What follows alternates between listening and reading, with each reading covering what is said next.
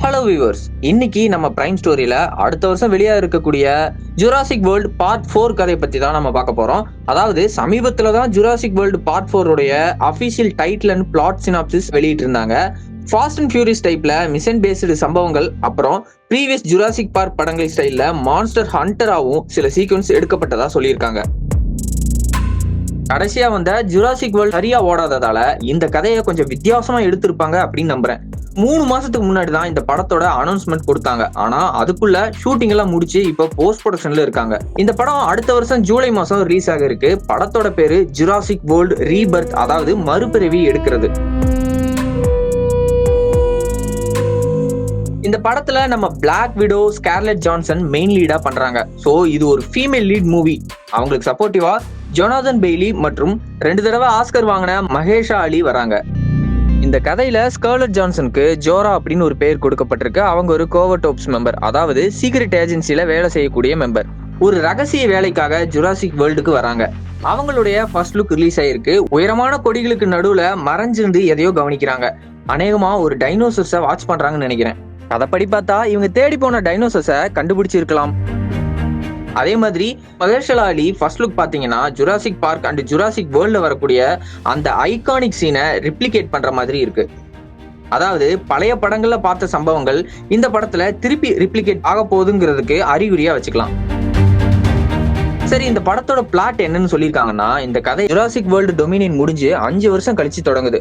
So இந்த 5 வருஷத்துல உலகம் பூரா டைனோசர்ஸ் பரவி இருக்கும். இதை ஏற்கனவே டொமினியன்ல காட்டியிருப்பாங்க. அதாவது டைனோசர்ஸ் அதுகளுக்கு ஏத்த இடத்தை சூஸ் பண்ணி ஆக்கிரமிக்கிறத, மனிதர்கள் அந்த இடத்தை விட்டு வெளியேறணும். அதே மாதிரி சில மனிதர்கள் டைனோசர்ஸை வச்சு பிளாக் மார்க்கெட்ல சம்பவங்கள் செய்வாங்க. ஆனா இப்போ இந்த 5 வருஷத்துல உலகம் ஃபுல்லா டைனோசர்ஸ் பரவி இருக்கும். பட் இப்ப இங்க இருக்கக்கூடிய சீசன் அண்ட் கிளைமேட் பாத்தீங்கன்னா டைனோசர்ஸ் வாழ்ந்த காலத்திற்கு ஏத்த மாதிரி இல்ல. அந்த சமயத்துல மொத்த உலகத்தோட டெம்பரேச்சர் வேற மாதிரி இருந்திருக்கும். அதே மாதிரி டைனோசர்ஸ் வாழ்ந்த இடங்களும் வேற மாதிரி இருந்திருக்கும். இப்ப நம்ம சிட்டிஸ் டிஃபாரஸ்டேஷன் எல்லாம் பண்ணி உலகத்தோட கிளைமேட்டை சேஞ்ச் பண்ணியிருக்கோம். பொல்யூஷன்ஸ் எல்லாம் அதிகமா இருக்கிறதால இந்த டைம்லைன் டைனோசர்ஸ்க்கு செட் ஆகல. சோ உலகம் பூரா பரவி இருக்க சில டைனோசர்ஸ்க்கு வாழக்கூடிய இடம் செட் ஆகாம அங்கேயே சாவற மாதிரி காட்டியிருக்காங்களாம். மக்கள் வாழக்கூடிய இடங்கள்ல டைனோசர்ஸ் வாழ முடியாதனால சில முக்கியமான இடங்களை மட்டும் டைனோசர்ஸ் சூஸ் பண்ணி அந்த இடத்தை ஆக்கிரமிச்சு இனப்பெருக்கத்துக்கு தயாராக போகுதாமா. ஆக இந்த கதை 5 வருஷம் கழிச்சு இந்த உலகத்துல டைனோசர்ஸ் நிலைமை அது என்னென்னலாம் பண்ணிட்டு இருக்கு அப்படின்னு பேசிக்கா காட்டிட்டு அதுக்கப்புறம் மிஷன் போக்கஸ்டு கதையா நகரப்போகுது. இதுல ஜாரா கோவர்ட் வர்றது மட்டும் இல்லாம டிஎன்ஏவை எக்ஸ்ட்ராக்ட் பண்றதுதான் இவங்களோட மெயின் மிஷனா இருக்க போகுது. ஒரு பிரைவேட் கம்பெனி 3 முக்கியமான டைனோசர்ஸ் உடைய டிஎன்ஏவை கலெக்ட் பண்ண ட்ரை பண்றாங்க. அதாவது நீர், நிலம், காத்துன்னு வாழக்கூடிய பிரம்மாண்ட டைனோசர்ஸ் டிஎன்ஏவை எக்ஸ்ட்ராக்ட் பண்ணி அதை வச்சு ஹியூமன் ரிசர்ச் பண்றாங்களாமா. அந்த டிஎன்ஏவை கலெக்ட் பண்ற வேலையா தான் ஜோரா அந்த 3 டைனோசர்ஸை தேடி போறாங்க. நான் முன்னாலேயே சொன்ன மாதிரி அதுல ஒரு டைனோசர்ஸை கண்டுபிடிச்சு அதை கவனிக்கிற ஷாட்டா கூட இது இருக்கலாம்.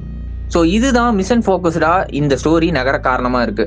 மகர்ஷலா அலி அப்புறம் ஜோரா கீழே ஒரு பெரிய படையே வேலை செய்யுது. இவங்க எல்லாரும் சேர்ந்து அந்த 3 டைனோசர்ஸோட டிஎன்ஏவை கலெக்ட் பண்ண போறாங்க. ஏற்கனவே ஜுராசிக் பார்க் 3ல இதே மாதிரி டிஎன்ஏ கலெக்ஷன் நடந்திருக்கும். ஆனா இது அதுல இருந்து கொஞ்சம் வேறுபட்டு இருக்குன்னு நம்புறேன். என்னதான் இந்த கதையில மிஷன் போக்கஸ்டா நகர்ந்தாலும் இன்டர்வலுக்கு அப்புறம் ஹாரர் சர்வைவலா மாறும் அப்படின்னு சொல்றாங்க. பிகாஸ் ஃபைனலா கடல்ல வாழக்கூடிய டைனோசர்ஸ் டிஎன்ஏவை கலெக்ட் பண்ணும்போது அங்க போட்டிங் ட்ரிப்ல மாட்டிருக்க ஒரு ஃபேமிலியை மீட் பண்றாங்க. அதுக்கப்புறம் அவங்க எல்லாருமே சேர்ந்து ஒரு தீவுல சிக்கிக்கிறாங்க. அந்த தீவுல பல டெகேட்ஸா மனிதர்களே காணாத உலகில இருந்து மறைக்கப்பட்ட ஒரு மோசமான அதிர்ச்சியூட்டும் கண்டுபிடிப்போட நேருக்கு நேர் மோத போறதா சொல்லியிருக்காங்க.